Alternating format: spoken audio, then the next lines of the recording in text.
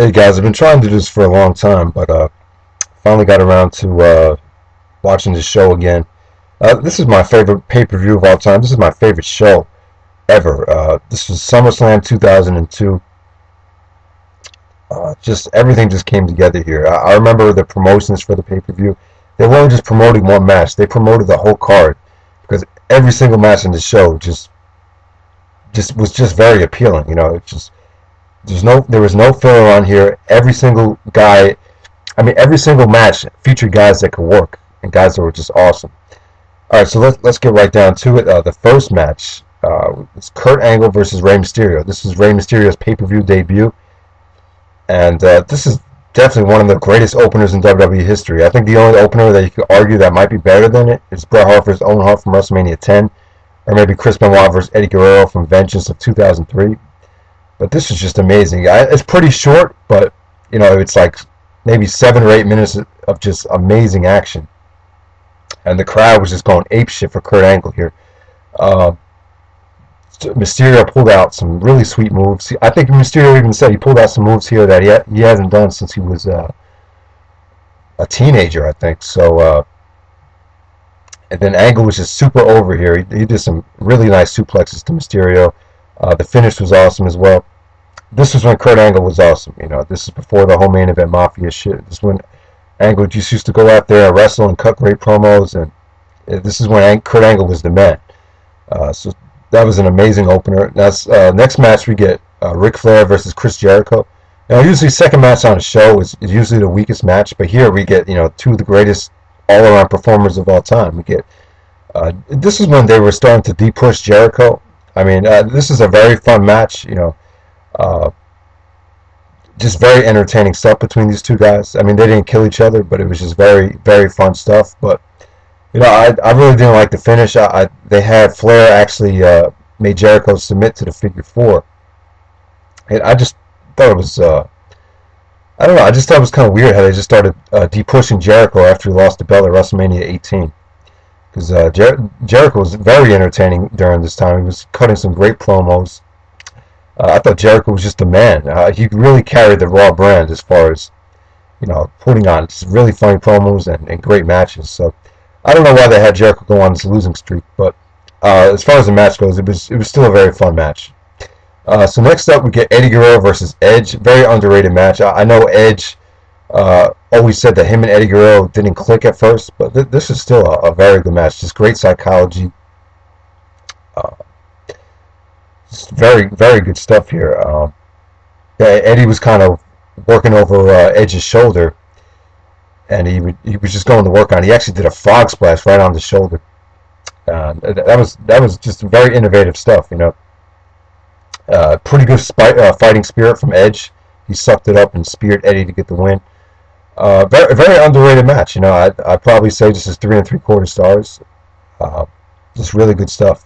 One of Eddie Guerrero's best matches since his comeback.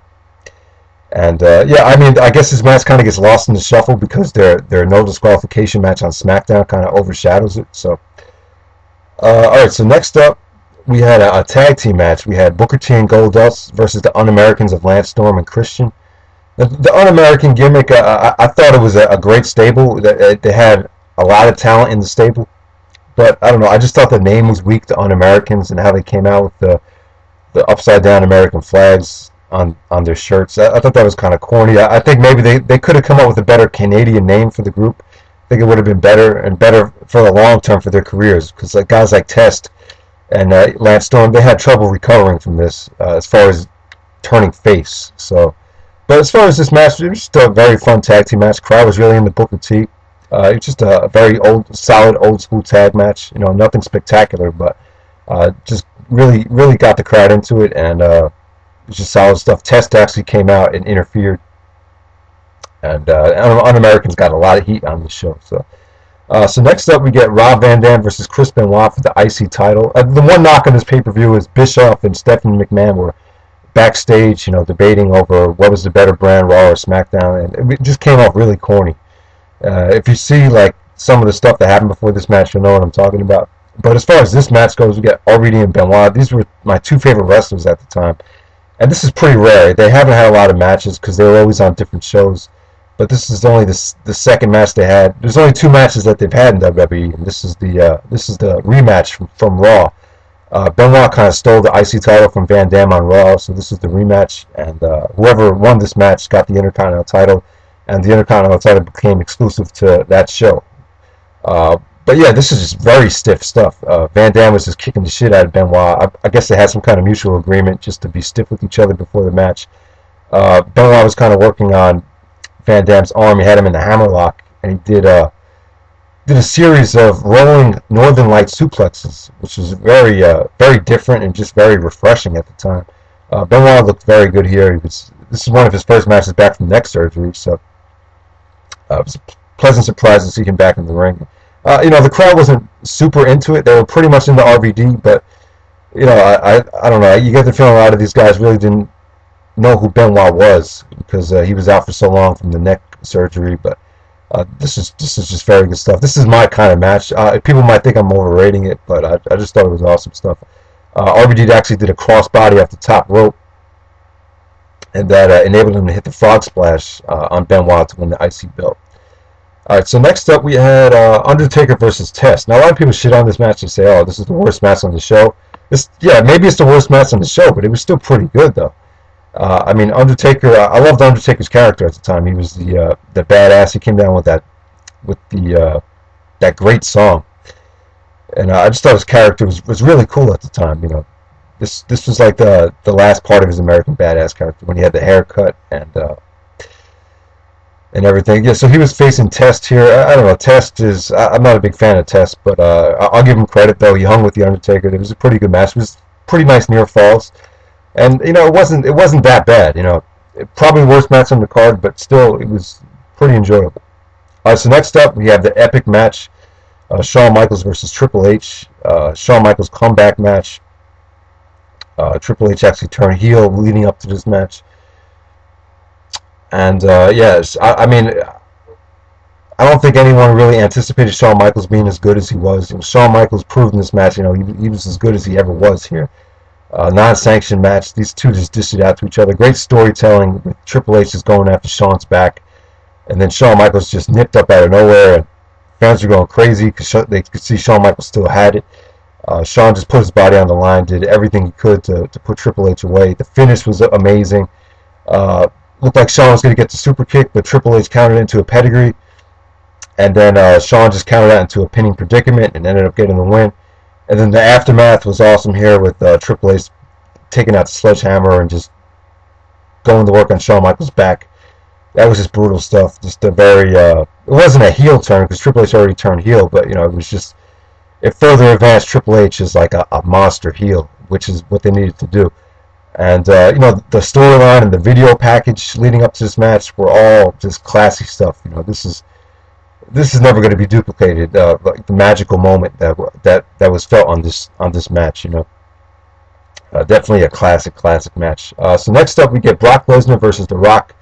The Rock's the WWE champion. The Rock was really stale at the time, and Brock was really like getting hot. This is the first match where people really saw how great Brock Lesnar was. I think everyone was convinced, this guy is special. He's not just another jacked up guy. Vince McMahon, or Brock Lesnar was pretty much Vince McMahon's wet dream. I mean, everyone knows Vince McMahon loves size, right? But Brock Lesnar is a guy, he's got the size, he's got the speed, he's got the strength, he's got everything. And, a big man that could carry anyone to a great match, It's like, it's too good to be true, basically, for Vince. And that's what Brock Lesnar was. Brock Lesnar was amazing. Say what you want about him. Say, maybe he didn't have the passion for the business, but whenever he was in the ring, he gave 100%, and I thought he was great.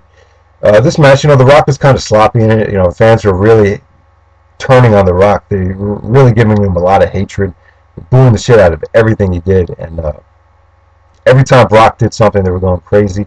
This is just a really fun match. It's a fun main event. It's not a technical classic, but it's just very refreshing. It was an awesome moment to see Lesnar become the youngest champion in WWE history. All right, so that's my review. And before I let you get going, there's just a couple things I want to say about this show. I think it's the best show of all time, and for a lot of reasons, it just had everything you could ask for. It had the awesome opener with Angle and Mysterio. It had a very solid Intercontinental title, mid-card Intercontinental title match. It had the awesome return of Shawn Michaels. It had the epic heel, not heel turn, but heel tactics of Triple H, and then it had the awesome main event with the epic moment with Brock Lesnar becoming the youngest world champion. And you had fans turning on the most popular wrestler in the business, The Rock. I mean, just everything you could ask for. There was no filler. Everything was just great. People would say WrestleMania 19 was the better show, but there's some behind the scenes problems I had with WrestleMania 19. I won't talk about that now, but SummerSlam 2002. I always wanted to do a review of the show. I haven't done any WWE stuff yet on this channel, so I wanted to get something out there. So if you haven't seen this show, you're really missing out. So I actually put this above any Ring of Honor show as well. That's how much I like this show. So